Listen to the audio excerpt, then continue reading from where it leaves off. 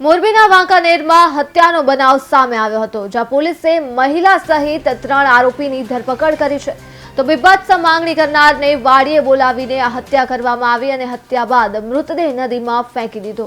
Bike કૂવામાં નાખ્યું અને હત્યાના ગુનામાં વપરાયેલ કાર પોલીસે કબજે લીધી છે.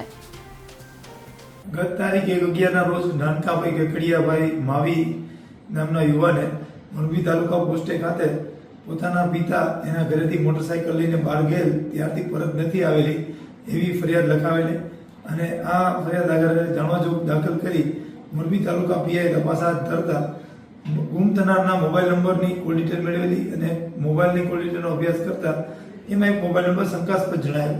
જે શંકાસ્પદ મોબાઈલ રાયચંદ જોરાવરભાઈ મેડાના નામનો હતો.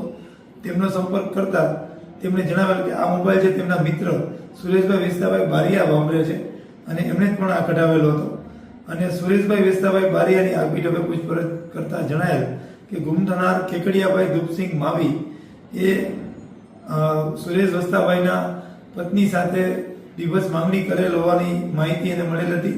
જેના કારણે સુરેશ પોતાની પત્ની મેરી તથા કેકડિયાભાઈને ફોન કરીને અરણી ટીમ્બા સીમમાં બોલાવેલ અને કેકડિયાભાઈ આવી જતા ત્યાં સુરેશ તથા તેના કુટુંબી શાળા મનાભાઈ અને તેના પત્ની મેરીબેન ત્રણેય ભેગા થઈ ગળે ટૂંકો દઈ અને એને મારી નાખેલ.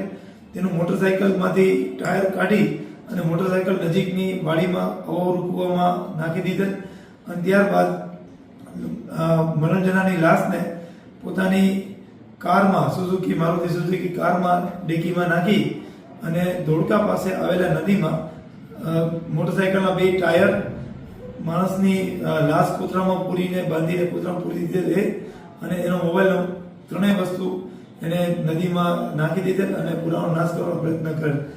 આ કામે જે બનાવ બનેલ છે અરણી ટીમ્બા ગામે બનેલ છે અને અરણી ટીમ્બા છે એ વાંકાનેર તાલુકા પોલીસ સ્ટેશનમાં આવે છે. વાંકાનેર તાલુકા પોલીસ સ્ટેશનના પીઆઈ શ્રી ખરાડી આ કામની તપાસ ચલાવી રહેલ છે. તપાસ દરમિયાન તેમણે કૂવામાંથી ટાયર વગરનું મોટરસાઇકલ રિકવર પણ કરેલ છે